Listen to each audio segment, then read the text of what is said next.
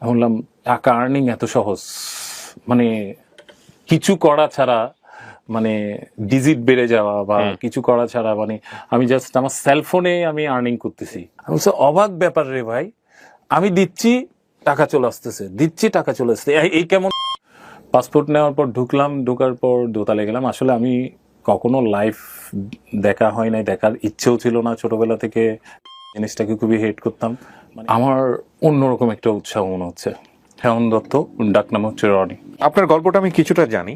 Social মিডিয়াতে এই গল্পটা এভাবে আসাটা আমার কাছে মনে হচ্ছে কোয়াইট চ্যালেঞ্জিং, এবং এটা অত্যন্ত সাহসী একটা পদক্ষেপ। আপনি কি ভেবে চিনতে তারপরে আপনি এই গল্পটা বলছেন যে সামাজিকভাবে আপনি বিভিন্ন রকমের বিরূপ প্রতিক্রিয়ার মুখোমুখি হতে পারেন? সত্যি কথা বলতে কি কিবরিয়া ভাই, আমি আসলে চাই না, মানে যে ঘটনাটা আমার সাথে হয়ে আসছে, তো আমি দেখছি ফিউচারে আগামী 1 থেকে 2 বছর পর মানে বৃহৎ আকারে বেশ কিছু, মানে একদম মানে কোনো জেনারেশন না, একদম ইয়াং জেনারেশন থেকে শুরু করে একেবারে ওল্ড জেনারেশন পর্যন্ত, কারণ এখন সবাই স্মার্টফোন ইউজার, এমন একটা পরিস্থিতি দাঁড়াবে, মানে সুইসাইডের বা আত্মহত্যার পরিমাণটা এত বেশি বেড়ে যাবে। এই আপনার এই এক্সপেরিয়েন্সের জায়গা থেকে এমনও হবে ঘর থেকে ঘরের মানুষ চুরি করা শুরু করে দেবে। উনি আসলে বোঝাতে চাচ্ছেন যেটা, সেটা প্রথমে ইলাবোরেট করছেন না, পুরো স্টোরিটা আপনারা শুনলে বুঝতে পারবেন। তবে এখানে একটা কথা অবশ্যই না বললে নয়, এটা ওনার ব্যক্তি জীবনের গল্প।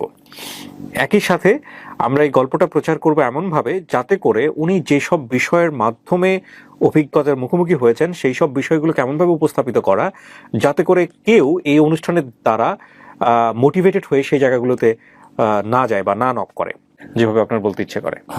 আমি এসএসসি কমপ্লিট করেছি গ্রাম থেকে। বাবা কি করতেন আপনার? বাবা সেনাবাহিনীতে ছিল। উনি মারা গেছে। 98-এ আমি এসএসসি দিয়েছি। ওকে। 97-এ আমার বাবা গোল্ডেন হ্যান্ডশেক নিয়ে চলে আসছে। আমি কলেজে ইন্টারে ভর্তি হই। আমি আমার মামার বাড়িতে থাকতাম, কলেজেই পড়াশোনা করেছি আমি। তখনও ফ্যামিলি সবাই সবকিছু ভালোই যাচ্ছিল। তো আপু বলল ওনার এখানে চলে যাওয়ার জন্য। এর মধ্যে আমার গ্রাজুয়েশন শেষ 2004-এ। দেন আমি কিছু করব। ওখানে আমার ছোট মামা একটা দোকান নিয়েছে, কাপড়ের দোকান। তো পাশাপাশি আমি ওনাকে সময় দিতাম। তো ওনার দোকানটা আসলে চলতেছিল না, মানে গার্মেন্টস এরিয়া ছিল, তো উনি যে প্রোডাক্ট গুলো রাখতো, মানে 3 পিস এই সেইগুলো রাখতো, চলতো না। তো আমি ওনাকে আইডিয়া দিলাম, মামা এই ধরনের হবে না, আমরা একটু চেঞ্জ নিয়ে আসি। তো কি ধরনের চেঞ্জ? আমি বললাম ছেলেদের কিছু ড্রেস রাখি, আমরা টি শার্ট রাখি, এ রাখি। তো মামা বললো যে না, এই ধরনের হবে না। তো সামনে একটা খালি দোকান ছিল, আমি মানে মালিক যে ছিল, ওনার যে ছিল, তার সাথে কথা বলে আমি মান্থলি রেন্টটা দেবো, আর কিছু দিব না, আমাকে এটা ভাড়ায় দিবেন কিনা। উনি বললো ফাইন, আমাকে 3000 টাকা দিতে হবে, আপনি নেন। তো আমি কি করলাম, আপু থেকে 10,000 টাকা নিয়ে আমাদের চিটংয়ে, ঢাকায় বঙ্গবাজার যেরকম, চিটংয়ে হকার্স মার্কেট একটা মার্কেট আছে, তো আমি প্রতিদিন সকাল 10টায় হকার্স মার্কেটে চলে আসতাম ওই 10,000 টাকা নিয়ে। বেছে বেছে বাছাই করে কিছু প্রোডাক্ট নিতাম। প্রোডাক্ট নিয়ে আমি জাস্ট 2টো প্লাস্টিকের পাইপ আছে না, পাইপ টাঙিয়ে এখানে হ্যাঙ্গিং করে টাঙিয়ে রাখতাম। সকালে যেটা নিতাম, বিকালে আমার 50% সেল। মানে আমার মামাকে যেটা বলেছিলাম, মামার সেল 2000, আমার সেল 10,000 দিয়ে 6,000 বা 7,000 এরকম। মানে যখন খুব ভালো সেল হচ্ছিল, দোকানের মালিকের তখন মানে দোকানটা লাগবে, সে কি করবে, সে ওই কাজটা করবে। আমার মামাও কিন্তু একইভাবে ওনার ওই টোটাল বিজনেসটা চেঞ্জ করে ওই টি শার্টের বিজনেসে চলে আসলো। তো এর মধ্যে আমি একটা জব অফার পেলাম। এটা হচ্ছে চট্টগ্রাম চেরাগি পাহাড়ের এখানে একটা চেইন শপ, সুপার শপের মতো, বিগ বাজার এটার নাম। দেন আমি 2006-এই বিয়ে করি। ওই চাকরি করা অবস্থায় তখন আপনি কাজ করছেন, সেলসম্যানের চাকরি করছেন, পাশাপাশি বিজনেস, পাশাপাশি মোবাইল বিক্রি করছেন, করতেছি। হ্যাঁ, বিয়ে শাদী করে ফেললেন। বিয়ে শাদী করেছি। এতদিন তো আমি যা আর্নিং করেছি আমি খরচ করেছি। যখন বিয়ে করেছি বোনের বাসায় তো আর থাকা যায় না। সেলসে বলেন এবং সার্ভিসে বলেন, এমন একটা বিষয় হয়ে গেছে, ওই লোকেশনের মধ্যে সবাই আমাকে চিনতো। ইতিমধ্যে আমার একজন বেবি হয়েছে, কস্টটা বাড়ছে এবং চাহিদাটা বাড়তেছে। যে স্যালারিটা পাচ্ছি সেটা দিয়ে আমার কেন জানি পরিপূর্ণ হচ্ছে না। এই জিনিসগুলো আপনারা একটু ভালো করে অবজার্ভ করবেন, কারণ একটা জিনিস মনে রাখবেন যে প্রত্যেকটা ঘটনার পেছনে একটা ব্যাকগ্রাউন্ড থাকে। আমরা সাধারণত সোশ্যাল মিডিয়াতে দেখবেন যে কোনো একটা জিনিস খুব, মানে রেজাল্ট, যে কোনো একটা কিছু ঘটে গেল, ভাইরাল হয়ে গেল সঙ্গে সঙ্গে মুহূর্তের মধ্যে। কিন্তু এই ভাইরালের পেছনের যে স্টোরিটা, সেটা যদি আপনি ফাইন্ড আউট করেন, তাহলে যে উদ্দেশ্যে আপনি ভাইরাল করছেন সেই উদ্দেশ্য বা সেই চিন্তা থেকে আপনি অনেক সময় একটা নতুন থট পেয়ে যাবেন। হ্যাঁ, সো আমি কিন্তু এতক্ষণ ধরে যে ব্যাকগ্রাউন্ডে আছি, মূল গল্পটাতে আমি যাইনি, মানে যে কারণে আমার গল্পটা প্রচার করা সেই জায়গাটা আমি যাইনি, কিন্তু এই ব্যাকগ্রাউন্ডটা আপনাদেরকে একটু মনোযোগ দিয়ে শুনতে হবে। হ্যাঁ, না শুনলে আপনি বুঝতে পারবেন না যে আসলে কেন উনি ওই জায়গাটায় গেলেন। মানে এই জব দিয়ে তো আমি কিছুই সঞ্চয় করতে পারতেছি না, কিছুই করতে পারতেছি না, আমাকে কিছু একটা করতে হবে। তো এইভাবে জব ছিল, পাশাপাশি আমি একটা ওই চ্যারিটি, যেহেতু আমার ভালো পরিচিতি হয়ে গেছে, আমি একটা গলির ভিতরে, মানে যেখানে মানুষ ঢুকে না, ওইখানে একটা দোকান আমি রেন্টে দেখলাম। তো তাও অ্যাডভান্স দিতে হবে 5 লাখ। এটা ক্যাপাবল না আমি। তো আমি আমার আপু থেকে 1 থেকে 2 লাখ টাকা নিলাম। আমার সাথে আরো 2টো ফ্রেন্ড অ্যাড হয়ে গেল, ওরা রাজি, বলে যে শাওন করলে সমস্যা নাই, শাওনের ভালো পরিচিতি আছে। সাইবার ক্যাফের খুব ডিমান্ড ছিল তখন, একটা পার্ট সাইবার ক্যাফে করব, একটা মিনি রেস্টুরেন্ট, মানে জাস্ট হালকা নাস্তা এবং চাটা বিক্রি করবো, চাটা স্পেশাল করে করবো একটু স্পাইসি দিয়ে। রেস্টুরেন্ট শুরু করার সাথে সাথে জমে গেছে। পরবর্তী কি করলাম, সাইবার ক্যাফটাকে আমরা ওয়ালটা ভেঙে, এতই রাশ ছিল কাস্টমার, আমরা পুরোটা রেস্টুরেন্ট করে ফেললেন। হ্যাঁ, রেস্টুরেন্ট চলতেছে, বাকি 2 ফ্রেন্ড সময় দিচ্ছে না। বাট আমার পক্ষে এখানে সময় দিয়ে মানে সার্ভাইভ করা সম্ভব না। তো পাশেই ছিল একটা ছোট কম্পিউটার টাইপিং দোকান আছে না, দোকান, এর পেছনে ছোট্ট একটা জায়গা ছিল, মানে খুবই, আপনি বলছেন যে এতটুকু জায়গা, অতটুকু থেকেও ছোট হবে। তো ওকে প্রপোজাল দিলাম, ভাইয়া তুমি আমাকে তোমার পেছনের অংশটা ভাড়া দিবা? বলে যে কেন, কি করবেন আপনি? আমি বললাম যে আমি ছোটখাটো কাপড় চোপড় বিক্রি করবো। ওই বিষয়টা আমার মাথায় আসছে, ওই যে টি শার্ট গার্মেন্টস, এই বিজনেসের প্রতি আমার কেমন যেন একটা নেশা হয়ে গেছে আর কি, পোশাকের প্রতি। তো বললো যে হ্যাঁ, আমাকে 3,000 টাকা দিতে হবে। আমি ওকে ফাইন, আমি 3,000 দিব তোমাকে। ছোট্ট দোকানটাকে একটা টেবিল দিয়ে, একটা ছোট্ট শোকেস দিয়ে প্রথমে তাও শুরু করছি 10,000 থেকে 15,000, মানে বাছাই করা কোত্থেকে নিয়ে আসছি। আমি বন্দর টিলা ছিলাম না আপনার, আমার তখন একটা বাইক ছিল, বাইকে করে আপনার বন্দর টিলা চলে গেছি, অনেক ভিতরে সিপিজেড এর গলির ভিতরে ছোট ছোট কিছু দোকানে 1 পিস 2 পিস 3 পিস 4 পিস ভালো ভালো কিছু ড্রেস পাওয়া যেত। সবাই তো আর চিনতো না এগুলো ব্র্যান্ড গুলো, বাট আমি তো জানতাম এগুলো কি ব্র্যান্ড। এখন এগুলো খুবই পার্সেস রেট খুবই কম ছিল, আমি জানি এখন হয়তো মনে করবে আমার কিছু ক্লায়েন্ট সে অনেক লাভ করেছে, আসলে অনেক লাভ করি নাই। ফার্স্ট যেদিন নিয়ে আসি আমি 50% প্রোডাক্ট সেল করে ফেলি, অনেক ভালো প্রফিটে, আমার খুবই ভালো লাগতেছে। তখন কি রেস্টুরেন্ট চলতেছে না বন্ধ? রেস্টুরেন্ট রেন্টে দিয়ে দিয়েছে। দিয়েছি। সবাই আমাকে বলতেছে কি, এই ছোট্ট দোকান দিয়ে তোমাকে হবে না, তুমি একটা বড় আউটলেট দেখো। যেখানে আমি জিপিসি তে জব করতাম, গ্রামীণ ফোন সেন্টার, পাশে একটা শপ খালি ছিল, ওইটা আগে সাইবার ক্যাফে ছিল। তো ওই দোকানটা আমি নিলাম। শুরু করার পর মানে বিশ্বাস করবেন না কিবরিয়া ভাই, এত ভালো রেসপন্স, মানে সবসময় ঈদের একটা আমেজ আপনার দোকানে, আমার দোকানে। মানে আমি কালেকশন করতাম বাছাই করে করে, এবং মানে আমার দোকানটা অনেক ভালো করে ইন্টেরিয়র করিয়েছি, এবং মোটামুটি কাস্টমার যারা আসতো সবাই স্যাটিসফাই। চট্টগ্রাম শহরে একটা দোকান হয়েছে, কার দোকান? শাওনের দোকান। আমার দোকানের নাম ছিল পিক পকেট। আচ্ছা, এরপর আমি ইতিমধ্যে আরো একটা শপ নিয়েছি। আচ্ছা, পিক পকেট কিডস। 2015-এ হঠাৎ করে, আমি ওনার নাম প্রকাশ করছি না, উনি আমাকে অফার করলো, শাওন তোমার যে বিজনেস, আমি কিন্তু স্টক বিজনেসও করতাম। স্টকও করতেন? হ্যাঁ, স্টক মানে হচ্ছে ওই কিছু লোকাল বায়ারদেরকে মানে গুডস দেয়া আর কি। আমি কিন্তু অনেক ভালো করতাম, এটা স্টকটা খুব ভালো করতাম। আমার সৌদি আরবের 2জন লোকাল বায়ার ছিল, যাদেরকে আমি গুডস দিতাম প্রতি মাসে, মোটামুটি 5,000 না হলে 10,000 এভাবে গুডস দিতাম। প্রতিটাতে 10 টাকা করে থাকলে অনেক টাকা, বা 15 টাকা। মানে আপনি কি ধরনের প্রোডাক্ট দিতেন? যেগুলো গার্মেন্টস থেকে শিপমেন্ট ক্যান্সেল হয়ে, বা অ্যাক্সেস গুডস যেগুলো অন্য হাউস উঠতো, আমি ওগুলো আপনি কিনতেন, মাঝখানে লোক ছিলেন আপনি? আমি মিডিয়া করতাম, রাইট করে। আপনি 2জন বায়ার ধরেছেন দেশের বাইরে, রাইট? এগুলো দেশের বাইরেও চলে? দেশের বাইরের বলতে ওদের ওয়্যার হাউস আছে দেশের বাইরে, বাট লোকাল আমাদের বাংলাদেশি, বাট দেশের বাইরে ওদের ওয়্যার হাউস আছে আর কি। আচ্ছা, তো ওদের সাথে আমার ভালো একটা রিলেশন ছিল। ওরা আমার থেকে, ওরা এমনও করতো, আমাকে ফুল টাকা দিয়ে দিত, শাওন তুমি নিয়ে আসো। আচ্ছা আচ্ছা, গুড। বিশ্বাসটা ও সো আপনার এই সব টুকটাক বিভিন্ন রকমের কাজ করে প্রতি মাসে আপনার ইনকাম কত থাকতো আনুমানিক? 2-2.5 লাখ টাকা। 2-2.5 লাখ টাকা, যেখানে আপনার হ্যাঁ 5-6 হাজার টাকার ইনকাম করতে টাফ হতো, সেখানে 2-2.5 লাখ টাকা কয়েক বছরের মধ্যে। কয়েক বছরের মধ্যে। তো উনি আমাকে যেটা বললো, বলে যে শাওন, তোমার তো স্টক বা গার্মেন্টস নিয়ে তুমি যদি নেপালে যাও, নেপালে গুড একটা অপরচুনিটি আছে, ওখানে ভালো এক্সপেন্সিভ প্রাইসে ড্রেস সেল করা যায়। বলছি, তাই নাকি? ঠিক আছে, চলেন, কেমন খরচ হতে পারে? তখন আমার পকেটে পয়সা ছিল, বলে যে এরকম। আর বিশেষ করে ভিসার বিষয়টা একদম ইজি ছিল, অন অ্যারাইভেল ছিল নেপালের ভিসার ব্যাপারে। তো কখন যাবে? না, নেক্সট উইকে যাচ্ছি। এদিকে আপনি চিনতেন কিভাবে? ওই কাস্টমার, আমার দোকানে কাস্টমার, ওই মানে পরিচিত আর কি। হ্যাঁ, পরিচিত কাস্টমার আসতো, র্যান্ডম আসতো, শপিং করতো, ভাই ব্রাদার এরকম। তো উনি আমাকে অফার করলো। আসলে উনি আমাকে নেগেটিভলি অফার করে নাই, সেজন্য আমি ওনাকে বলছি, কারণ বিষয়টা তো আমারই ছিল। গেলাম ওইখানে, উনি দেখলাম ওনার কাজ হচ্ছে, উনি ভ্রমণ বিজনেসও করে, ওনার ট্রাভেল এজেন্সিও ছিল। উনি লোক নিয়ে যায়, মানে 5 জন 10 জন এভাবে করে করে লোক নিয়ে যায়, হয়তো কিছু কমিশন পাই, এই আর কি।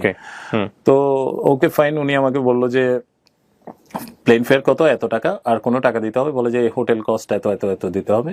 ঠিক আছে, আমি দিব, সমস্যা নেই। আমি কিছু স্যাম্পল নিয়ে যাব। আমাকে কয়েকজন পরিচিত আছে, বলে যে যে হোটেলে উঠবো ওইখানে বেশ কিছু বাইরের বায়ার থাকে, তাদেরকে তুমি চাইলে শো করতে পারো, বা ওইখানে আউটলেট গুলোতে শো করতে পারো, বা ওইখানে হোলসেল মার্কেট গুলোতে শো করতে পারো। তো আমি বেশ কিছু স্যাম্পল নিয়েছি। জ্যাকেট সবসময় চলে। 2015-তে ফার্স্ট গেলাম, গিয়ে নামলাম, হোটেলে উঠলাম। যিনি আমাকে নিয়ে গেছে বলে যে শাওন চলো, এখানে আছে, ক্যাসিনো আছে, এখানে গেলে ফ্রি খাবো দাবো, কি দরকার এখানে পয়সা দিয়ে খাওয়া, যেখানে ফ্রি খাওয়া যায়। আমি বলছি, তাই নাকি? এরকম সুযোগ আছে নাকি এখানে? মানে বিষয়টা আমার জন্য নতুন, আমি তো কখনো দেখি নাই আসলে বিষয়টা। তো গেলাম, দেখলাম বিশাল একটা ক্লাব। এটা হচ্ছিল hotel, 5 star hotel with casino.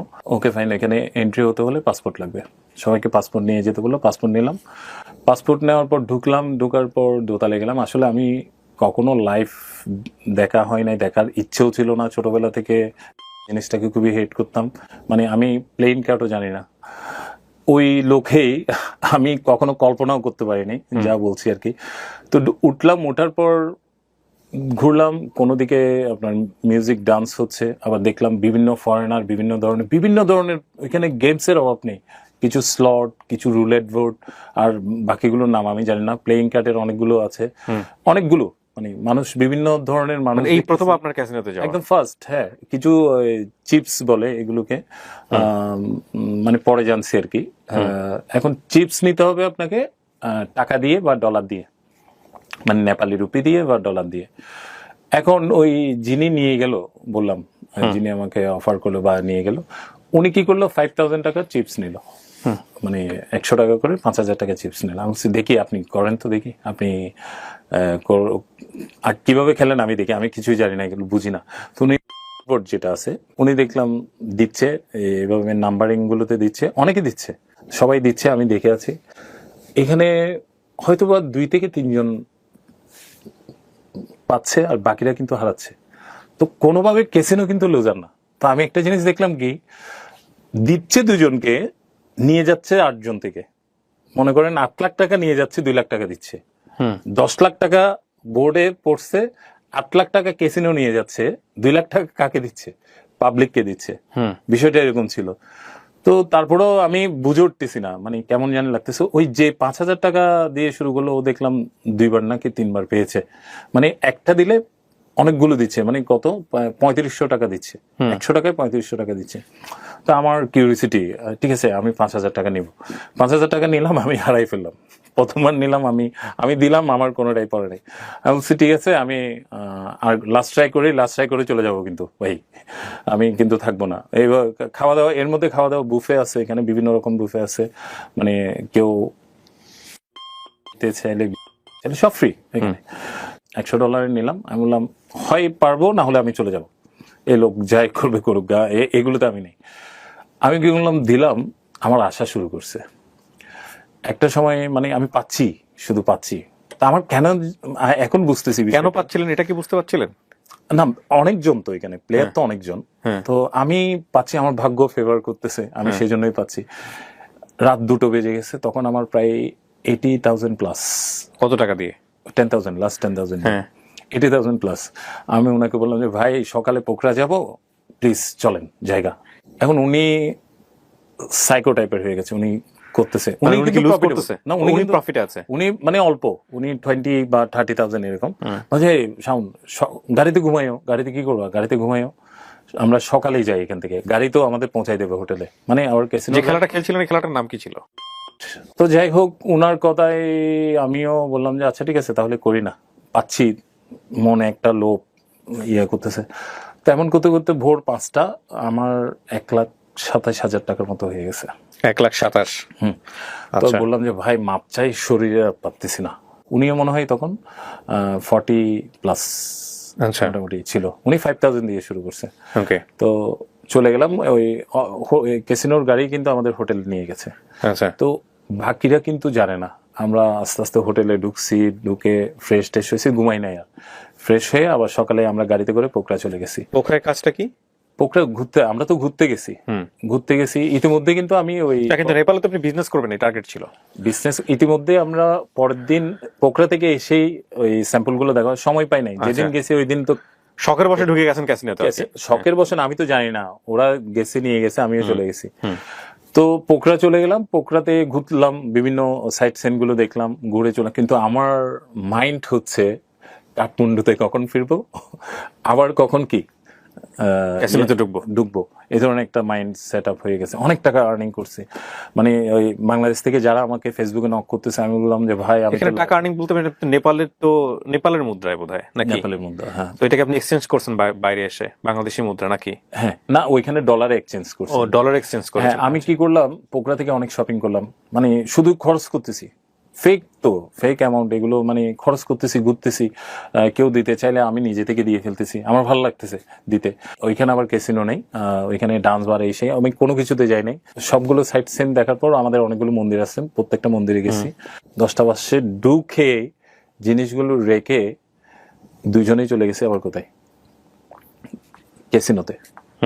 এই ইয়াতে কাঠমান্ডুতে ঢুকে ক্যাসিনোতে চলে গেছি, টাকা নিছি 15,000, বাকিগুলো আমি রেখে চলে গেছি।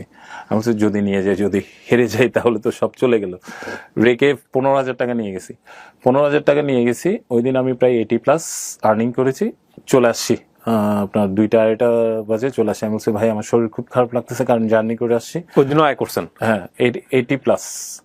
এবং চিটং এ চলে আসি। চিটং এ এসে আমি এমন ভাবে বলতেছি বিষয়টা যে কত খারাপ জিনিস, এটা যে একটা, এই জিনিসটা আমার মাথায় নাই। হ্যাঁ, আমি আমার ফ্রেন্ড সার্কেল যারা আছে, ফ্যামিলিতে আমি খুব এনজয় করে বলতেছি। আমি বলছি অবাক ব্যাপার রে ভাই, আমি দিচ্ছি টাকা চলে আসতেছে, দিচ্ছি টাকা চলে আসতেছে, এই কেমন গেমস, এটা কি ধরনের গেমস হতে পারে? বিশ্বাস করেন কিবরিয়া ভাই, এর আগে তো আইপিএল ওই কত বাজি টাজি শুনছি, আমার সামনে শুনছি, এত নে কিনে, আমি কখনো জিজ্ঞেস করি নাই মানে কি নিচ্ছে কি দিচ্ছে, আইপিএল দেখি নাই ভালো করে। এই বিষয় ছিল না, আমার টার্গেট ছিল শুধু ব্যবসা করবো, পয়সা আর্নিং করবো, ব্যবসা করবো, পয়সা আর্নিং করবো। আমি কিন্তু সবাইকে খুব এনজয় করে বলতেছি, ক্রিটিসাইজ করতেছে অনেকে যারা বোঝে আর কি, বোঝে বা বুঝে। পরের মাসে আবার নেপাল, মানে আপনার টার্গেট আবার গেছেন, আবার ক্যাসিনোতে ঢুকবেন আবার। হ্যাঁ, এখন টার্গেট কিন্তু ক্যাসিনো, এখন টার্গেট আর কি বিজনেস না, বিজনেসও আছে, মানে আমি যেভাবে কথা বলছি ওভাবে না। আমার টার্গেট হচ্ছে কোন একটা আউটলেটে, মানে আমি যদি আউটলেটের সাথে যেতে পারি, মানে আমার ব্র্যান্ডিংটা যদি ওইখানে করতে পারি, তাহলে এভাবে করা যায় কিনা। ওইখানে কিন্তু আপনি বিজনেস করতে হলে বিশাল একটা অ্যামাউন্ট দিয়ে আপনাকে বসতে হবে, কিন্তু প্রচুর দামে সেল হয়। আমি দেখছি কি, নর্থ ফেজের জ্যাকেট যেটা কপি, অরিজিনাল না, ইয়াং ওয়ান যেটা অরিজিনাল করে সেটা না, কপিটা সেল করে ওরা 12,000 রুপি, 13,000 রুপি, যেটা বাংলাদেশে আমি হোলসেল করি 1500 টাকা। এই কারা এরা বায়ার, কারা? ফরেনার? হ্যাঁ, ফরেনাররাও এখানে লোকালি নেই, আর টুরিস্ট যারা, টুরিস্টরাও নেই, লোকাল পিপলরাও নেই। আচ্ছা, তো আমার বিষয়টা বললাম, এটা তো অনেক মজার ব্যাপার, বাম্পার বিজনেস। আমি যদি কয়েকজন দোকানদারের সাথে কথা বলতে পারি, তাদের সাথে যদি কথা বলা যায়, তাদের জন্য জ্যাকেট নিয়ে আসবো, এদিকে আমি কি করব, ক্যাসিনো খেলে যাব। পরের বারও আমি প্রায় 1 লাখ সামথিং আর্নিং করছি। আমি আমার এক বন্ধুকে বললাম, বন্ধু এই অবস্থা যাবি? ভাই আমার টাকা পয়সা নেই, আমি শুধু প্লেন ফেয়ারটা দেবো। তো আমি ওকে বললাম যে তুই শুধু প্লেন ফেয়ারটা দিলে হবে, খাওয়া দাওয়া সব আমার, কারণ খাওয়া দাওয়া তো সব ফ্রি, মানে ওইখানে তো সব ফ্রি খাবার। প্রত্যেক দিন ডিনার আমি করাবো, ডিনার এবং যা খেতে চাস সব আমি খাওয়াবো। চল, বলে যে আমার 2টা বন্ধু যাবে, ভালো মানের, মানে ওরা মানে এগুলো খুব পছন্দ করে, সব ধরনের ইয়া পারে। লসও হয় নাই, আবার কি লাভও হয় নাই, মানে মোটামুটি যা নিছি তা দিয়ে শপিং টপিং মিলাই টিলাই চলে মাঝখানে আসছে। আপনি খেলতে পারছেন। হ্যাঁ খেলতে পারছি, আবার খাওয়া দাওয়া সব ফ্রি। এরপর আমার প্রায় সব মিলিয়ে 16-17 বারের উপরে যাওয়া হয়েছে। এরকম যাচ্ছেন প্রতি মাসে 1-2 বার? যাচ্ছি প্রতি মাসে 1-2 বার যাচ্ছি।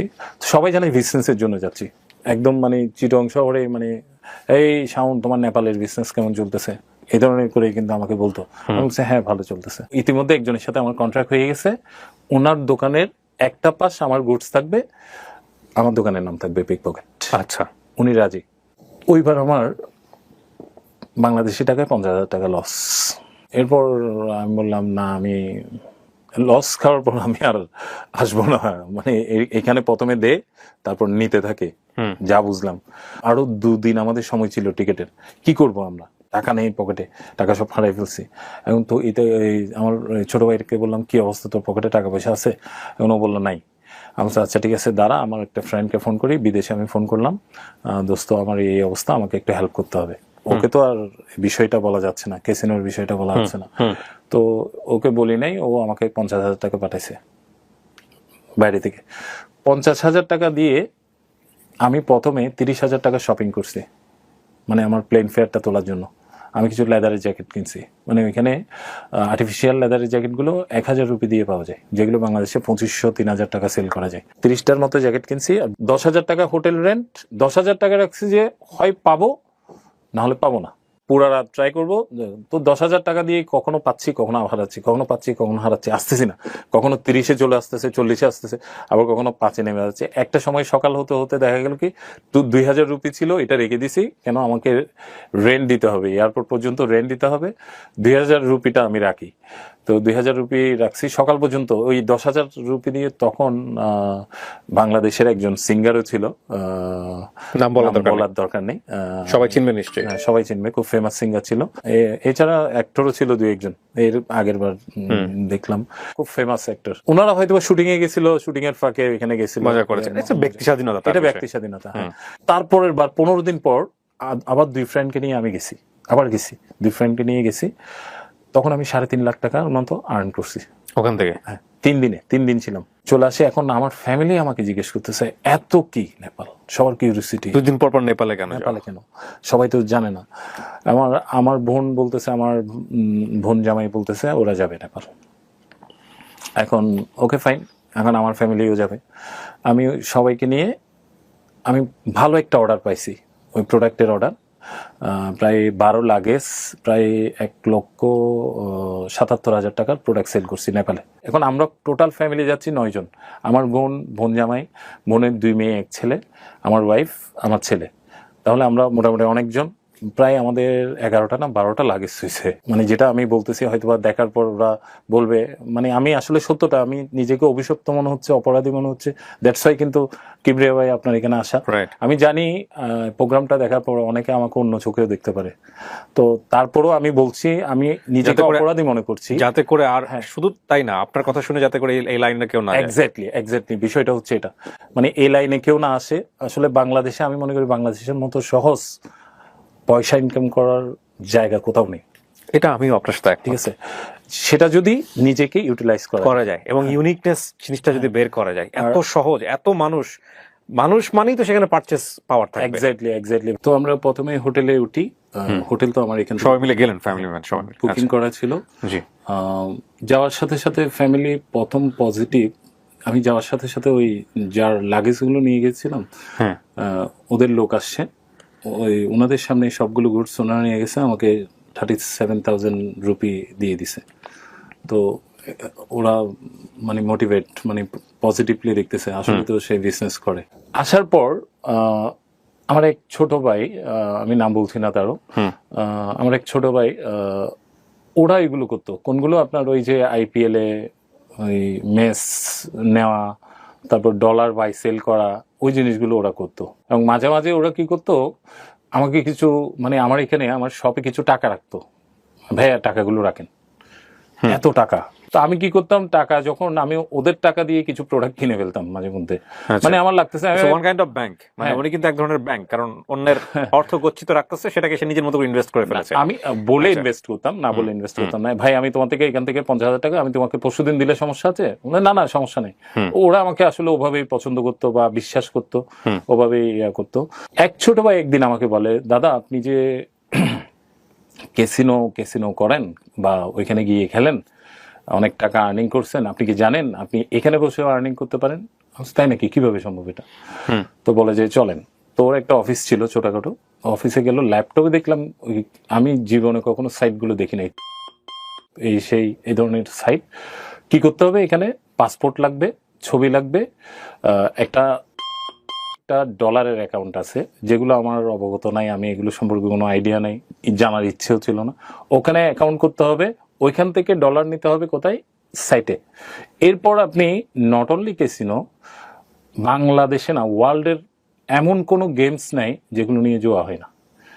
অনেক গেমস, মানে এগুলো আপনি পায়রা থেকে শুরু করে ঘোড়া থেকে শুরু করে প্রচুর গেমস, মানে প্রতিটা মানে ওই সাইটে ঢুকলে প্রচুর গেমস। তো আমি তো ওই গেমস টেমস এত কিছু জানি না, আমার মাথায় একটাই আছে শুধু এটা, পয়সা ইনকাম করতে হবে। পয়সা ইনকাম করা। আমি একটাই জানি, আমি তো কিছুই জানি না, প্লেইং কার্ড বা কোন এগুলো ফুটবলও না, ক্রিকেটও না, আমি কোনো কিছুতেই ইয়ে করি না। তখন আমি বললাম, তো কিভাবে করতে হবে এটা? বলে যে এই দেখেন, ও আমাকে লিঙ্কটা দেখালো, লিঙ্কে গিয়ে কি তো ডলারটা করতে গিয়ে নিবো আমি, বলে যে ডলারটা আপনাকে ডলারে অ্যাকাউন্ট করতে হবে, এরকম কিছু ডিলার আছে যারা ডলার সেল করে, আমি $50 দাও, $50 কিনলেন, $50 নিলাম। $50 দিয়ে আমি প্রায় $450 মতো আর্নিং করছি ওখানেই, অনলাইনে। ওকে, অনলাইনে $50 দিয়ে $450 ইনকাম করেছেন? করেছি। ওকে, আবার এটা কিন্তু ব্যাপার আছে, এটা সাথে সাথে পাবেন না আপনি, এটা উইথড্র দিতে হবে। এখন উইথড্রটা আসতে আপনার অ্যাকাউন্টে এসে জমা হবে। হ্যাঁ, অ্যাকাউন্টে এসে জমা হবে, ওই বলা হয়েছে ওই অ্যাকাউন্টে এসে জমা হবে। বাট এটা 2 ঘন্টাও হয়, অনেক সময় 3 ঘন্টাও হয়, অনেক সময় 4 ঘন্টাও হয়। তো এইভাবে করতে করতে মনে করেন 2 ঘন্টা পর, 2 ঘন্টা কি 3 ঘন্টা পর এটা উইথড্র হয়েছে। তো আমি কিভাবে দিব এগুলো আমি জানি না, বলে যে এভাবে এভাবে যান, এভাবে এভাবে গিয়ে ট্রান্সফার দেন, সে আমাকে টাকা দিয়ে দিল 45,000 টাকা বা এই টাইপের। আমার অন্যরকম একটা উৎসাহ মনে হচ্ছে। আমি বললাম টাকা আর্নিং এত সহজ, মানে কিছু করা ছাড়া, মানে ডিজিট বেড়ে যাওয়া বা কিছু করা ছাড়া, মানে আমি জাস্ট আমার সেলফোনে আমি আর্নিং করতেছি বসে বসে, মানে এত সহজ টাকা ইনকাম করা, মানে বিষয়টা আমার কাছে কেমন। কিন্তু কেউ বুঝতো না আমি যে মনে করেন সর্বোচ্চ কতক্ষণ, আধা ঘন্টা, 1 ঘন্টা, আধা ঘন্টা, 1 ঘন্টা, আধা ঘন্টা, 1 ঘন্টা, 1 ঘন্টা কিসে বাজি ধরতেন বা কি খেলতেন? না, ওই 50 থেকে 100, 100 থেকে 200 শুরু করলাম। তো কখনো আমি উপরে উঠতেছি, কখনো উইথড্র হচ্ছে, কখনো আবার মানে ডাউন হয়ে যাচ্ছি। এভাবে করতে করতে করতে করতে আমার কিন্তু নেপালে যখন যাচ্ছিলাম, নেপালে যাওয়ার পর্যন্ত আমার কোনো লোন ছিল না, 1 টাকাও লোন ছিল না। এই যখন আমি অনলাইনে ঢুকছি, এটা টোটাল একটা সেন্সর, অর্থাৎ আমি দেখতেছি এখানে তো, ওইখানে তো ম্যানুয়াল অনেকগুলো পিপল, মানে অনেকগুলো লোক থাকে। এখন অনেকগুলো লোক ফেলতেই হবে, কোনো না কোনো কেউ পেতেই হবে, না হলে তো লোকেই বলবে যে মানে তোরা মানে চুরি করে নিয়ে যাচ্ছি, সেই ধরনের একটা বিষয় চলে আসবে, তাই না? এখন আমি কাকে ব্লেম করব? এটা তো অনলাইন করতেছে, এটা সেন্সর করতেছে কাজটা। এখন এমন ভাবে এটা আসক্ত করে ফেলে, মানে আমার কেন জানি মনে হয় কি ভাইয়া, কি প্রিয় ভাই, আমি কি বলবো, মানে মানুষ জাদু টোনা করে বলে না, আমার কেন জানি মনে হচ্ছে মানে বিষয়টা আমাকে জাদু টোনা করে ফেলছে। বাট আমি এই বিষয়ে প্রশ্নই আসে না যাওয়ার, কিন্তু আমাকে কেন জানি এডিক্টেড করে ফেলতেছে, মানে আপনাকে টেনে রাখছে আর কি। টেনে রাখতেছে আমাকে বারবার, মানে আমি টাকা পেলেই আমার ইচ্ছে করতেছে কি আমি ওখানে ইনভেস্ট করি। হ্যাঁ, তো এভাবে করতে করতে করতে করতে আমি দোকানে সময় দিচ্ছি না, দোকানের সময় বন্ধ হয়ে গেছে। আমি কালেকশন করতেছি, কালেকশন করে দিয়ে চলে যাচ্ছি কোথায়, কোনো একটা নীরব স্থানে গিয়ে আমি ট্রাই করতেছি, মোবাইল নিয়ে বসে, সবার সামনে না। হ্যাঁ, তো সবাই, অনেকে আমার বন্ধুরা হয়তো বা কেউ কি করে ছেলে, মানে কারোর সাথে চ্যাট করতেছে বা ইয়ে করতেছে নাকি, মানে খুব স্পিডে, খুব মনোযোগটা খুব ফোনের দিকে, আবার মাঝে মাঝে আমাকে টেনশন করতে দেখা যাচ্ছে, চুল টানতে দেখা যাচ্ছে। কারণ বিষয়টা এরকম, আমি 100 থেকে 200 থেকে 300 থেকে আমি $1,000 পারচেস করা শুরু করে দিছি। মানে যখন আমি হারাচ্ছি, যখন আমি খেলতেছি তখন এটা টাকা মনে হচ্ছে, যখন আমি হারাই ফেলতেছি মানে তখন যে এটা $1,000 না $1,000 ছিল তখন আমি উপলব্ধি করতেছি। মানে $1,000 মানে কিন্তু অনেক টাকা। ওই ডলারগুলোর দাম ছিল 90-র উপরে, 90,000, লাখখানেক টাকার মতো। লাখখানেক টাকার মতো। এইভাবে করতে করতে আমি মানে আমাকে প্রথমেই বললাম আমাকে সবাই বিশ্বাস করতো। আমি কখনো কাউকে, আমি আবারও বলতেছি, আমি কখনো কারো থেকে মিথ্যা কথা বলে বা ক্যাসিনো খেলার জন্য টাকা নিয়ে নেই। আমি সবার থেকে আমি বলছি ভাই আমার কিছু টাকা দেন, লাগবে আমি আপনাকে দিয়ে দিচ্ছি, আমি দিয়ে দিতাম। মানে এই টান পড়ার অবস্থায় কখন আসলো? আপনার তো তখন মোটামুটি ভালোই না ব্যালেন্স। ওই যে বললাম আপনার চলে যাচ্ছে আমার যেতে যেতে যেতে প্রতিদিনই যেতে, যাচ্ছে হ্যাঁ, $1,000 করে 1,000 2,000 এভাবে চলে যাচ্ছে। হ্যাঁ। এভাবে করতে করতে যাদের থেকে চাইতাম সকালে চাইলে বিকেলে টাকা দিত, আমাকে দিত সবাই, আমি তো দিয়ে ফেলতাম। তো এভাবে দিতে দিতে অনেক সময় দেখা গেছে 4 লাখ নিছি, ওনাকে 2 লাখ দিয়েছি, 2 লাখ দিতে পারিনি, 2 লাখকে মাইনাস হয়ে গেছে। আরেকজন থেকে নিছি, ব্যাংক থেকে লোন নিছি, ক্রেডিট কার্ড প্রায় 3-4-5টা ক্রেডিট কার্ড আমার, এগুলো 5টা ক্রেডিট কার্ড? কয়টা অ্যাকাউন্টের? 5টা অ্যাকাউন্টের? 5টা অ্যাকাউন্ট আমার, সব কারেন্ট অ্যাকাউন্ট ছিল। আর আমার বিজনেস তো ভালো ছিল, মানে আমার ক্রেডিট কার্ড দেওয়ার সময় কোনো ভেরিফাই, মানে অতটা ভেরিফাই হয়নি, কারণ আমার রানিং বিজনেস ছিল, সবকিছু ইয়া ছিল। আর ম্যাক্সিমাম ব্যাংকাররা আমাকে চিনতো, মানে আমি একজন ভালো বিজনেসম্যান, সবাই আমাকে ওভাবেই জানতো সবাই। আমি জানি না হয়তো বা এই ভিডিওটা দেখার পর তাদের মনে কি আসতে আমি পারে। এখানে আপনি যদি বলতেছেন বারবার ওই জায়গাটা টাচ দিচ্ছেন, দেখেন আজকে এখানে যিনি বসে আছেন তাকে জাজমেন্টে নিয়েন না। প্রথম কথা হচ্ছে এটা, তাকে জাজমেন্ট করার জন্য আমি আপনাকে ভিডিওটা দেখতে বলবো না, আপনি বরং এটা চিন্তা করেন যে তার মতো জায়গায় যাতে আপনাকে বসতে না হয়। যদি এটা একটা নেগেটিভ কনসিকোয়েন্স ক্রিয়েট করে ওনার জায়গাটা থেকে, ওনার লাইফের জায়গাটা থেকে, তাহলে এই নেগেটিভ কনসিকোয়েন্স থেকে আপনি কিভাবে বেঁচে থাকবেন, কিভাবে আপনি পজিটিভে থাকবেন, সেই জায়গাটা থেকে ওনার অভিজ্ঞতাটাকে আপনি আপনার জীবনে কাজে লাগান in a very positive way, সেটা হচ্ছে বিষয়। কিন্তু উনি ভালো করেছেন না মন্দ করেছেন সেই জাজমেন্টই করতে আসবেন আমাদের ফেসবুকে অনেকেই, দেখবেন যে কমেন্ট সেকশনে গিয়ে ওনার ব্যাপারে অনেক জ্ঞান দিতে যাবেন। ভাই এটার জন্য এই অনুষ্ঠানটা না, অনুষ্ঠানটা হচ্ছে ওনার গল্পটা শুনে যাতে করে ওই ভুল পথে কেউ পা না বাড়ায়, কারণ গল্পের এখনো অনেক বাকি।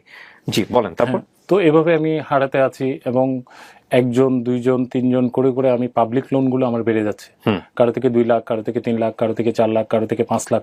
এভাবে করতে করতে করতে করতে একটা সময় গিয়ে মানে আমি কিবরিয়া ভাই কি বলবো, মানে আমি ক্রেজি টাইপের হয়ে গেছি, মানে কেমন জানি হয়ে যাচ্ছি, আমার মেধা শূন্য হয়ে যাচ্ছে। এবং একটা জিনিস হয়, সংসারের দিকে খেয়াল থাকে না, প্রিয়জনের দিকে খেয়াল থাকে ফ্যামিলিতে না, ঝগড়া, হ্যাঁ ফ্যামিলিতে ঝগড়া হচ্ছে, মানে কোনো একটা কিছুতেই আমি খুব রেগে যাচ্ছি, মানে এক কথায় আমি অন্যরকম একটা জগতে চলে যাচ্ছি। আমি এখন বিষয়টা হচ্ছে আমি বন্ধ করে দিতে যাচ্ছি, মানে আমি চাইতেছি না আর এটা কন্টিনিউ করতে, কিন্তু কন্টিনিউ এমন একটা বিষয় হয়ে গেছে, আমার এত টাকা লোন হয়ে গেছে, একমাত্র ওয়ে এটা ছাড়া আমি পাচ্ছি না। ঠিক আছে আমি এই জিনিসটা করে এই অ্যামাউন্টটা নিয়ে আমি এদেরকে দিয়ে দেবো, দেন আমি ওয়ার্ক করে করে আস্তে আস্তে দিয়ে দেবো, বাট এটা করতে গিয়ে দেখা যাচ্ছে আবার পিছাই পড়ছে। মানে ওনার চিন্তা হচ্ছে যে আমার এত টাকা লোন হয়ে গেছে, আমাকে খেলেই এই টাকা তুলতে হবে, তুলে আমি শোধ করে দিব, কিন্তু যখনই আবার ইনভেস্ট করতে যাচ্ছে তখনই আবার লস করতেছি। তো বিষয়টা এরকম ছিল। আমি আর নেপাল যাচ্ছি না, নেপাল যাওয়া যেহেতু অনলাইনে, এভাবে করতে করতে আমি কিন্তু জিততাম, শুধু হারতাম তা না, মানে না হলে এত টাকা মাঝে মাঝে জিততেন, তখন আবার হোপ ক্রিয়েট হতো। হ্যাঁ হোপ ক্রিয়েট হতো। তো আমি আবার কেউ আমাকে বুঝতো না, আমি তো শুধু এটা নিয়ে পড়ে থাকতাম না, আমি সবসময় কাজের মধ্যে থাকতাম, কাজ করতাম, বাট আমার কনসেন্ট্রেশন ওইদিকে থাকতো। ইনভেস্টমেন্ট করতে করতে করতে করতে একটা সময় আমি লেডিসটা ছেড়ে দিলাম।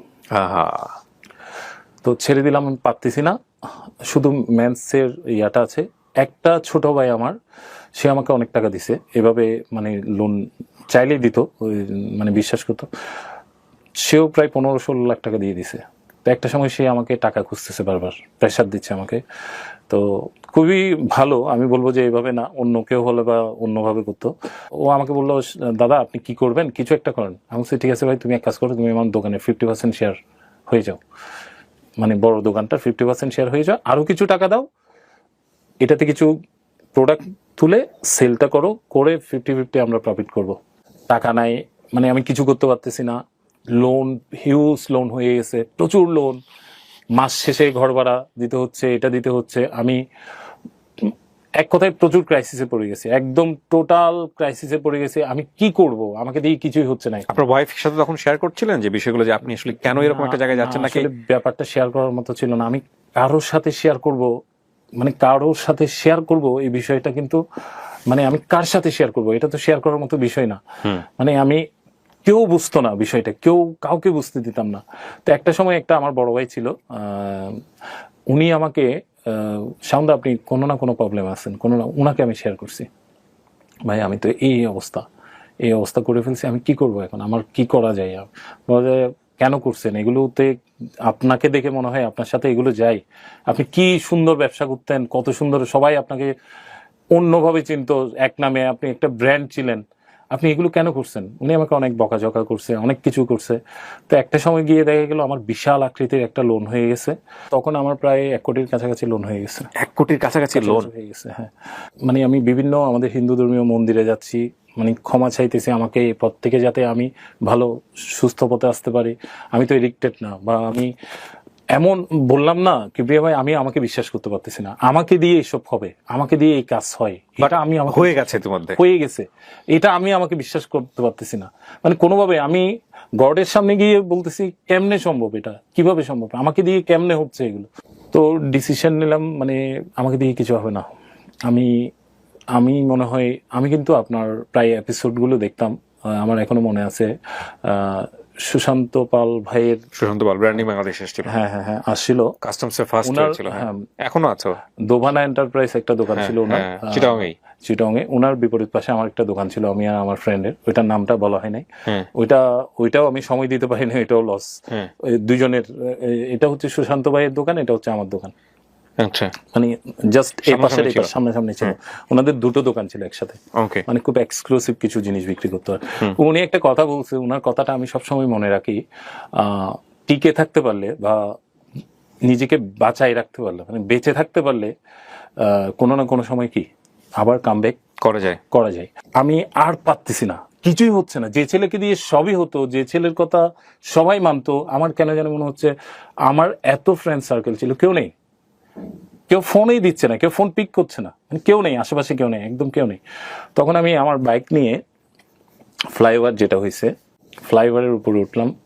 আমি খুব স্লোলি চালাচ্ছি, মানে আমার চোখ দিয়ে জল পড়ছে, মানে ঘুমের ওষুধও খেয়েছি একসাথে। মানে আমার ডিসিশন ছিল আমি সুইসাইড করবো। মধ্যখানে গিয়ে আমি দাঁড়ানোর পর আমি কান্না করতেছি, মানে চিৎকার করে কান্না করতে ইচ্ছে করতেছে। আমি কেন এমন করলাম? আমি তো করিনি, আমার ফ্যামিলিকে নষ্ট করে দিছি, আমি অনেকের বিশ্বাস হারাই ফেলছি, মানে সবকিছু আমার মনে পড়তেছে তখন। মানে আমার সাথে যা যা হয়েছে সবকিছু আমার মনে পড়তেছে, কেন আমি এই জগতে গেলাম, কেন আমাকে দিয়ে হয়েছে, এগুলো করতে করতে হঠাৎ করে ফেসবুকে ঢুকলাম। ফেসবুকে একটা ফ্রেন্ড আছে আর কি, এখানে ভালো একটা কোম্পানিতে আছে, উনার একটা উত্তরা বাইং হাউস আছে, স্টক বাইং। তো ওনাকে আমি নক দিলাম এমনি, এটা আসলে আমি জানি না, আমাদের মন্দির থেকে এসে আমার কেন জানি হয়তো বা গডের পক্ষ থেকে আমি ওনাকে টেক্সট করলাম, হাই দিলাম, উনি হ্যালো দিলাম। আমি বললাম, দাদা আমি আসলে খুব বিপদে আছি, আমি কি আপনার এখানে কাজ করতে পারি কোনোভাবে? আপনার সেলসগুলো আমি দেখাশোনা করলাম, আপনার তো অনেকগুলো ভলিউম থাকে, আমি আপনাকে সেলসে সহযোগিতা করতে পারবো। তো উনি আমাকে আগে থেকেই জানতো মোটামুটি আমি সেলে ভালো পারি বা এই ধরনের। তো উনি বললো যে হ্যাঁ চলে আসেন। আমি বিশ্বাস করেন কিবরিয়া ভাই, আমার মনে হচ্ছে আমি নতুন জীবন পেয়েছি। যে ফ্যামিলি আমাকে মানে কোথায় যাব, ঢাকা কেন যাচ্ছি, কয়দিন থাকবো জিজ্ঞেস করতো, ওই ফ্যামিলিকে আমাকে কিছু বলে নাই আমার অবস্থা দেখে। আমি গেছি, আমার বাসায় ছিল 1,000 টাকার প্রাইস বন্ড ছিল আমার পকেটে। আমার একটা বন্ধু থেকে আমি 3,000 টাকা নিয়েছি, হ্যাঁ দাঁড় করে 4,000 টাকা নিয়ে আমি ওই রাতেই ঢাকা চলে আসি। 18তে, 4 বছর আগে, 3-4 বছর আগে, হ্যাঁ 3-4 বছর। 18তে আসছি, যে মাসে আসছি আমি ওই মাসে মনে হয় প্রায় 35-40,000 এর মতো আর্নিং করে ফেলছি। কিভাবে? উইথাউট ইনভেস্টমেন্ট, আমার কোনো ইনভেস্টমেন্ট নেই, আমি শুধু ওই হাউসের প্রোডাক্ট আরেকজনকে সেল করে দিছি, মানে কিছু পার্সেন্টেজ কমিশন নিয়ে। তো এইভাবে চলতেছে। আমি মোটামুটি যারা বেশি পেন দিচ্ছে তাদেরকে ছোট ছোট 2,000 5,000 এইভাবে ব্যাংকে, মানে অল্প অল্প অল্প অল্প অ্যামাউন্ট দিচ্ছি, আবার বাসায়ও দিচ্ছি। আবার দোকান আছে, কিন্তু আমার দোকান চলতেছে, খুবই বাজে অবস্থা, দোকানের খুব বাজে অবস্থা, দোকান থেকে কিছুই পাচ্ছি না। এর মধ্যে কোভিড চলে আসলো। কোভিডের সময় কি করব, ঢাকায় থেকে এখানে কোনো কাজ নেই, আবার চিটং চলে আসলাম, দোকানও বন্ধ। আমি তখন মাস্ক সেল শুরু করেছি। হঠাৎ করে ফেসবুকে মানে স্ক্রল আসে না, বিভিন্ন ধরনের স্ক্রলের সাথে স্পিন করতেছে, মানে বাংলা, মানে এই ক্লিক করলে বিজ্ঞাপন, হ্যাঁ এই ধরনের বাংলাতে বিজ্ঞাপন আসতেছে, এমন করুন, এটা থেকে আমি গাড়ি কিনেছি, এটা থেকে আমি এটা করেছি। এমন কেমন। এখন আমি বাংলায় জিনিসটা কি করে মোবাইল নাম্বার দিয়ে রেজিস্ট্রেশন করবো, আমি ফেক করে দেখি। বসে আছি তখন বাসায় বসে বসে জাস্ট এমনি নর্মালি কত সর্বনিম্ন 400 টাকা দিয়ে শুরু করা যায় ইয়াটা। তখন করি 400 টাকা দিয়ে, 400 টাকা কত টাকা যাবে দেখি না, এমনি প্র্যাকটিস করে দেখি না। আমি কি করলাম, রেজিস্ট্রেশন করলাম, মোবাইল নাম্বারটা দিছি, রেজিস্ট্রেশন হয়েছে। সাইটটার নাম হচ্ছে, সবগুলো স্ক্রিনশট নিয়ে আসছি। ঢোকার পর 400 টাকা দিয়ে আমার 37,000 টাকার মতো কি হয়ে গেছে, চলে আসছে। কোথায়? ওই ডিজিটে দেখাচ্ছে। ওইখানে আবার চ্যাটের অপশন আছে। আমি ওদেরকে জিজ্ঞেস করতেছি এটা আমি কিভাবে পাবো টাকাটা। ওরা বললো নিচে উইথড্রোতে যান, সব বাংলায়, সবকিছু বাংলায় দেয়া আছে। ওদের কাস্টমার সার্ভিসও কিন্তু বাংলায় কথা বলে, মানে যারা চ্যাট করে আর কি। তো বলতেছে এভাবে যান, এভাবে উইথড্রো করে এভাবে দেন। তো উইথড্রোতে বাংলাদেশের যে আপনার ইয়েগুলো আছে সবগুলোতে এগুলো তো উইথড্র করা যায়। হ্যাঁ, উইথড্র করা যায় প্রত্যেকটাতে, এখন সবগুলোতে চলে আসছে একদম। আমি সবগুলো স্ক্রিনশট নিয়ে আসছি। তো এগুলো এজেন্ট নাম্বার দেয়া থাকে এখানে। ও এজেন্টের কাছ থেকে তুলতে হয়। এজেন্টের কাছে আপনি দিবেন, ইন করবেন, তুলবেন আপনার নাম্বারে, পার্সোনাল নাম্বারে। আচ্ছা, মানে পার্সোনাল নাম্বারটা দিবেন, ওই নাম্বারে ঢুকে যাবে। তো দেখলাম কি 10 থেকে 15 মিনিটের মধ্যে আমার চলে আসছে। মাই গুডনেস, দেখেন মানে বিপদ কিভাবে চলে আসে মানুষের উপর। আমি কিন্তু এগুলোতে নাই, মানে টোটালি নাই। বাদ 400 টাকা দিয়ে শুরু করছি, 37,000 টাকা চলে আসছে কোথায়, মোবাইলে চলে আসছে। অদ্ভুত ব্যাপার। তাও কি সেম ওইটাই স্পিন, ওই জিনিসটাই স্পিন, টোটাল বাংলা। এবং যে সাইটটার কথা আপনাকে বলছিলাম, ওই আগে যে সাইটটাতে করতাম ডলারে, সেম সাইটটাই বাংলাদেশে করেছে। এবং এটা বাংলাদেশে না, এটা বাইরে থেকেই পরিচালনা করা হয়। এবং বাংলাদেশে আপনার থার্ড পার্টিরা এটাকে কি করতেছে, পরিচালনা করতেছে। এবং আমি আপনাকে একটা কথা বলতে পারি, আমার মনে হয় বাংলাদেশের maximum per day crore crore টাকা এটাতে ট্রানজেকশন হয়, কোটি কোটি টাকা। এবং ছোট বাচ্চা থেকে শুরু করে, মানে যারা সেলফোন ইউজ করে মোটামুটি একটু বুঝে, যাদের পকেটে মনে করেন 500-1000 টাকা আছে, নীরবে নিভৃতে, অনেকেই জানে না এই গেমসের সাথে বা এই অনলাইন সবাই জড়িত। মনে করেন আমি বলবো না ডাক্তার, ইঞ্জিনিয়ার, একদম সবাই, স্টুডেন্ট, সবাই জড়িত। কেন হয়ে যাবে? এটা চলে আসে বিজ্ঞাপনটা প্রতিটা মুহূর্তে, প্রতিটা আপনার মাইন্ড এতে বিজ্ঞাপন আসতেছে। না হলে কোনো একটা ভিডিও দেখতে যাচ্ছেন, আর বিজ্ঞাপনটা এত ইজি ভাবে আসতেছে, ওরা এত ইজি প্রেজেন্টেশন করতেছে, যে কোনো কেউ এটা করে দেখি না। আমি এটা ইউজ করে এখান থেকে আমি গাড়ি কিনেছি, ধামধুম করে, মানে অন্যভাবে বলে। আমি বলবো না এটা লোভের কারণে, আমার লোভের কারণে হয়েছে এই ধরনের বিষয় না। আমি চেয়েছিলাম আমি কখনোই ওই জগতে যাব না, মানে যে জগৎটা থেকে আমি ধ্বংস হয়ে গেছি। বাট আমি এখানে ছোট ছোট অ্যামাউন্ট দিয়ে এভাবে ট্রাই করব, টাকাগুলো দিয়ে দেবো। আমি কিন্তু ছোট ছোট অ্যামাউন্ট দিয়ে ট্রাই করতেছিলাম, এবং অনেকজনকে খুব দ্রুত টাকা দিয়ে ফেলছি আমি। শেষমেশ কি দাঁড়াইছে এখানে? এরপর যখন শুরু করছি, আমি রেগুলার করতাম না, এই সর্বোচ্চ 1 ঘন্টা, আধা ঘন্টা এভাবে করতাম। করতে আপনার এই বিজনেসের লস নেই, বিজনেসও করতেছি, এটাও করতেছি, করতে সেকেন্ড কোভিড চলে আসলো। করতেছি কিন্তু আমি কন্টিনিউ করতেছি এটা, কিন্তু ওই কত অ্যামাউন্ট করতেছি, 1000 টাকা, 500 টাকা বা টাকা পাইলে পাচ্ছি, না পাইলে নাই, নিজেকে কন্ট্রোলে নিয়ে আসছি। মানে আমি আর ওই টাকা আছে কিন্তু আমার কাছে, ওই ভাইয়া টাকা পাঠাচ্ছে আমাকে প্রোডাক্ট নেওয়ার জন্য, তখন আমার অ্যাকাউন্টে 4 লাখ 5 লাখ টাকা এভাবে আছে। আমি চাইলেই কিন্তু পারতাম অনেক টাকার করার জন্য, বাট আমি করিনি জিনিসটা। আমি কি করতাম, প্রোডাক্ট পাঠাতাম, কিছু প্রফিট হইতো না, প্রফিটের এখান থেকে আমি যদি বলি একটু যদি প্লাস করা যায়, একজনকে আমি দিয়ে ফেলবো। আমার কিন্তু চিন্তা ভাবনা ছিল একটু প্লাস করা গেলে একটা মানুষের দেনা কমবে, এই ধরনের ইচ্ছে নিয়ে কিন্তু আমি এই কাজটা শুরু করি। এরপর সেকেন্ড কোভিড যখন আসলো, অনেক ভয়াবহ অবস্থা ভাইয়া, মানে খুবই অবস্থা খারাপ, কোনো ব্যবসা নাই, বাণিজ্য নেই, কোনো বিজনেসই হচ্ছে না, পকেটে কোনোভাবে টাকা নাই, ওনাকেও গুডস পাঠাতে পারতেছি না। তো ইন দ্য মিন টাইম ওনার অনেকগুলো গুডস আমার এখানে ছিল, মানে যেটা থেকে আসলে আমি খুবই লজ্জিত। মানে ভাইয়া দেখবেও আমি জানি, হয়তো বা ভাইয়া দেখলে ভাইয়া কি মনে করে জানি না, ভাইয়া আমার কাছে গডের সমতুল্য, আমি ওনাকে ওভাবে রেসপেক্ট করি। এর মধ্যখানে আমি মোটামুটি সেকেন্ড কোভিডে আমি বিশাল ইনভেস্টমেন্ট, মানে 10,000 20,000 10,000 20,000 করে শুরু করে দিছি। মানে আমি হয়তোবা আসতেছে আবার চলে যাচ্ছে, আসতেছে চলে যাচ্ছে, এভাবে করতে আমার বিশাল অ্যামাউন্ট হয়ে গেছে। কত? প্রায় 30-40 লাখ। এই টাকাগুলো পেতেন কোথায় আপনি? ওই যে বললাম আপনার, ওনার কিছু অক্সিমিটার ছিল আমার এখানে, অক্সিমিটার গুলো মানে আমি সেল করেছি। একটা সেল করে যখন হারাই ফেলছি, আমি তখন কি করব, কিভাবে টাকাটা দিব? অক্সিমিটারের দামও তো মনে হয় ভালো না? অনেক অনেক কম ছিল তখন, 900 টাকা করে ছিল। আচ্ছা, তো তাও অনেক টাকা, প্রায় 8-10 লাখ টাকা ছিল।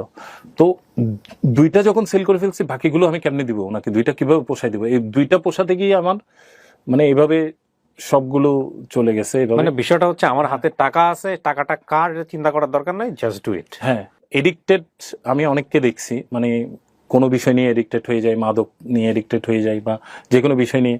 বাট একটা সময় গিয়ে আমি মানতে পারতেছি না, ওনাকে বলতেও পারতেছি না, ওনাকে আমি মিথ্যা কথা বলছি, মানে বিষয়টা এমন হয়ে গেছে। উনিও বুঝতে পারছে বিষয়টা। তো ওনার জায়গায় অন্য কেউ হলে বা অন্য কিছু করতো, উনি আমাকে হয়তো বা অনেক ক্ষমা করছে বা এখনো সুযোগ দিচ্ছে। ভাই আমি যেটা বলতে চাচ্ছি আসলে মূলত এখানে আসার উদ্দেশ্য হচ্ছে, আমি জানি নিজেকে অপরাধী মনে হচ্ছে, প্রতিটা মুহূর্তে নিজেকে অপরাধী মনে করি আমি এই কাজের জন্য। কারণ প্রত্যেকটা মানুষ আমাকে বিশ্বাস করেছে। আমি কেন জানি, আমার কেন জানি মনে হয় আমি সবাইকে টাকা দিয়ে আসতেছি আস্তে আস্তে, এখনো দিচ্ছেন এবং দিচ্ছি এবং সামনেও দিব, ট্রাই করতেছি, অনেক বেশি স্ট্রাগল করতেছি। আমি কোনো ধরনের কোনো বাজে কোনো কিছুতে নেই, বাজে কোনো কিছুতে ছিলামও না। এটা এক ধরনের আপনাকে বললাম ব্ল্যাক ম্যাজিক হয়তো আমাকে এনে ফেলেছে। Like that. আপনি কৌতূহল বশত একদিন নেপালের হ্যাঁ, ক্যাসিনোতে ঢোকার পরে আপনার পুরো জীবনটা এলোমেলো হয়ে গেছে। আপনি আমাকে জাস্ট একটু বলেন, আপনার ফ্যামিলিতে কবে জানলেন আপনি বিষয়টা? আপনার ফ্যামিলি জেনে গেছে পরে।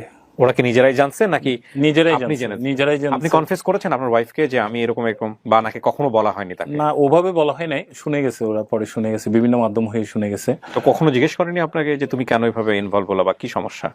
জিজ্ঞেস করে নাই বলতে, খুব অন্যভাবে জিজ্ঞেস করছে আসলে।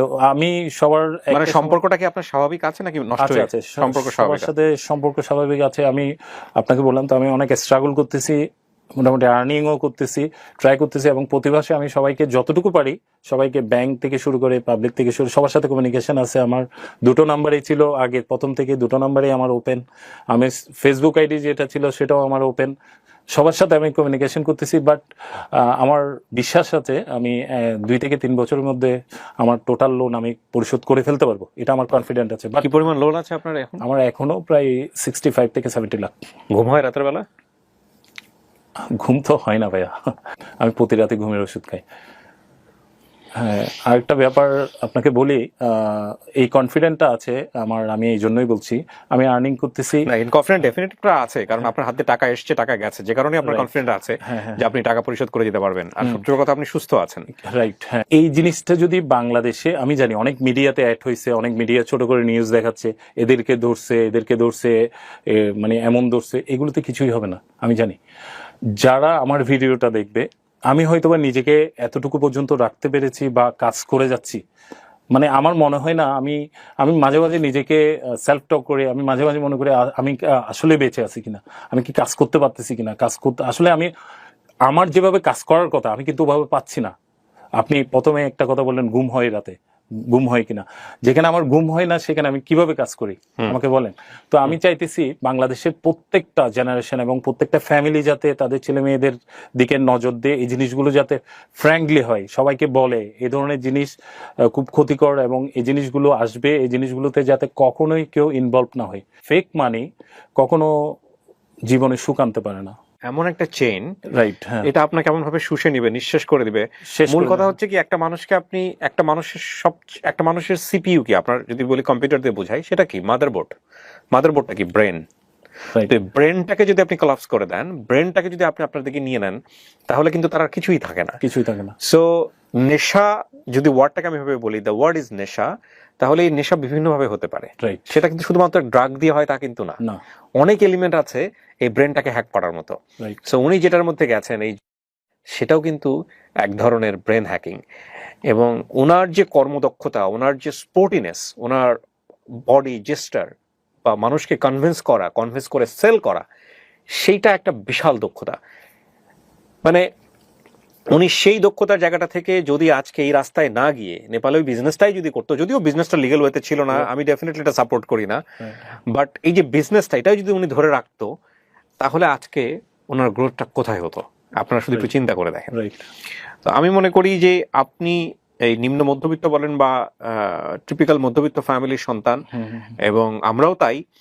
তো সেই জায়গাটা থেকে একটা মারাত্মক সম্ভাবনার দ্বার কিছুটা হলেও আঁচড় কেটেছে। তবে এটা ঠিক যে আপনি এখনো সুস্থ আছেন, আপনার চেয়েও ভয়ঙ্কর অবস্থায় চলে যায় অনেক মানুষ আছে, অনেক মানুষ আছে, রাইট। আপনার চেয়েও বড় বড় অ্যামাউন্টের অনেক কিছু নিঃস্ব হয়ে গেছে। আমরা এরকম শুনেছি যে টেবিলে মানুষ জীবন বাজি রাখে, এরকমও শুনেছি, সংসার বাজি রাখে, রাইট রাইট, এরকম কথা আমরা শুনেছি। তো সেই জায়গা পর্যন্ত আপনার যেতে হয়নি, আল্লাহ আপনাকে সেভ করুক, আমি এটাই চাই। এবং আমি চাই যে আপনি যে গল্পটা আজকে এখানে বললেন, আপনি ছেড়েছেন কবে লাস্ট? আমি 7 থেকে 8 মান্থ হচ্ছে। 7 থেকে 8 মান্থ। কিন্তু আপনার এই বলাটাই যেন শেষ হয়, আপনি যেন কখনো আর ওই পথে না দাঁড়ান। প্রশ্ন আসে না ভাইয়া, আমি অনেক আসবো বলে আমার আশা হচ্ছে না। আমি অনেক আগে থেকে আসতে চেয়েছিলাম, কারণ আমার প্রতিটা দিন মনে হচ্ছে অনেকগুলো মানুষ নষ্ট হয়ে যাচ্ছে, অনেকগুলো মানুষের অবস্থা খুব খারাপ হয়ে যাচ্ছে, অনেকগুলো মানুষ সুসাইডের দিকে চলে যাচ্ছে।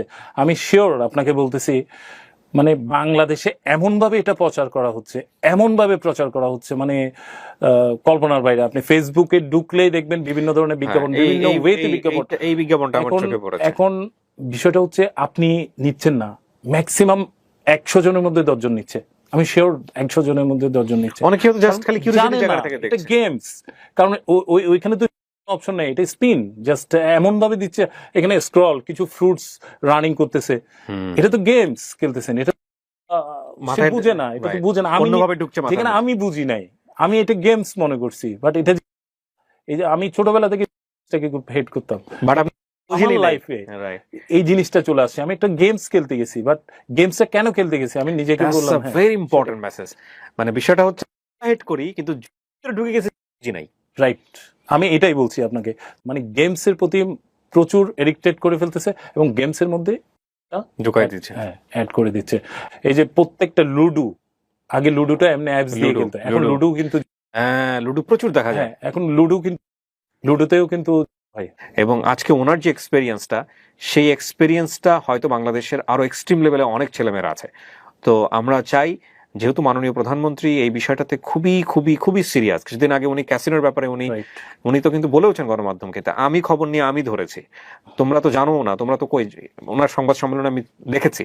তো আমার মনে হয় যে সেই জায়গাটিতে আমাদের সবারই সচেতন হওয়া উচিত, বিশেষ করে সোশ্যাল মিডিয়ার যুগে এই যে বিষয়গুলো, যেগুলো আমি মনে মনে ঘৃণা করি, কিন্তু আমি ঢুকে যাচ্ছে, আমি বুঝতেও পারছি না, যেটা ওনার ক্ষেত্রে হয়েছে। এই বিষয়গুলোকে খুব খুব স্ট্রংলি দমন করতে হবে, সচেতনতার জায়গাতে নিয়ে আসতে হবে। আমি অবশ্যই আপনাকে ধন্যবাদ জানাই, বিশেষ করে আপনার এই গার্ডসটাকে, যে আপনি সামাজিক যোগাযোগ মাধ্যমে ফেস করেছেন, নিজের জীবনে যে অভিজ্ঞতাগুলো গেছে সেগুলো আপনি বলেছেন। এবং আমি মনে করি যে আপনার এই জায়গাটা থেকে অনেক ছেলে মেয়ে শেখার আছে, তারা আজকে থেকেই বন্ধ করে দিবে যদি বিবেক বলে তাদের ভিতরে কোনো কিছু থেকে থাকে। এবং আমি কিভাবে একটা শেষ কথা বলছি, যারা দেখছে তারা যেন অনেককে শেয়ার করে, মানে এই বিষয়টা, মানে আসলে সবাই তো আর মনে করেন অভিজ্ঞ না, বা সবাই এসব বুঝে না, ঢুকে যায়, কিন্তু সবাই জানুক। আমি চাই সবাইকে জানুক। এবং আমাদের প্রধানমন্ত্রী শেখ হাসিনা, বাংলাদেশে যে ক্যাসিনো আছে সেটা আমি নিজেও জানি না, টিভি নিউজ হওয়ার পর আমি দেখলাম, সেটা আমি নিজে খুঁজে বের করেছেন, উনি নিজে বলেছেন যে আমি খুঁজে বের করেছি। তো এটা আসলেই সম্ভব, যদি এটা আসলেই সম্ভব, গভর্নমেন্টও যদি চাই সম্ভব, এবং সবচেয়ে বেশি চাইতে হবে আমাদেরকে, যারা আমরা সোশ্যাল বা আমরা জনগণ যারা আছি। সব কথার শেষ কথা হচ্ছে যে পুরো পৃথিবীটাই একটা হাঙরের মতো, যদি আমি নেগেটিভ অর্থে বলি। এখন এই হাঙরের মুখে আপনি নিজেকে সঁপে দিবেন কি দিবেন না, সেটাই হচ্ছে সবচেয়ে বড় সেন্সার। রাইট, ওই জায়গাটাকে জাগ্রত করার জন্যই আমাদের এই অনুষ্ঠান, কারণ পুরো পৃথিবীটাকে আমরা চেঞ্জ করতে পারবো না। ক্যাসিনো পৃথিবীর অনেক দেশে বৈধ, বাংলাদেশে স্টিল বৈধ নয়, পৃথিবীর অনেক দেশে বৈধ। এই যে অ্যাপগুলোর কথা বলা হচ্ছে, পৃথিবীর অনেক দেশে এগুলো বৈধ, এগুলোতে মিলিয়ন ডলার ট্রানজাকশন হয় প্রতিদিন। কিন্তু কথা হচ্ছে যে আপনি সেখানে যাবেন কি যাবেন না, সেটার জন্য এই এপিসোডটা খুব জরুরি, খুবই জরুরি। সবাই প্রথমত প্রচুর লাভ করে, এবং তারা মনে করে যে এটা লাভেরই জায়গা। তারপরে যখন লস করতে শুরু করে, তখন ওই লসটাকে ট্যাকল দেওয়ার জন্য তারা, এবং লসটাকে ট্যাকল দেওয়ার জন্য তারা আরো বেশি ইনভেস্ট করে ওই লাভটা পাওয়ার জন্য। কিন্তু তখন শুধু হারতেই থাকে। বিষয়টা হচ্ছে it's a very easiest method. So যারা লাভ করতেছেন, তারা যদি ওনাকে বিশ্বাস না করেন, খুব মজায় আছেন, তারা ভবিষ্যতের জন্য প্রস্তুত থাকেন। থ্যাংক ইউ সো মাচ ভাই, আপনি অনেক ভালো থাকবেন, অনেক শুভকামনা আপনার জন্য।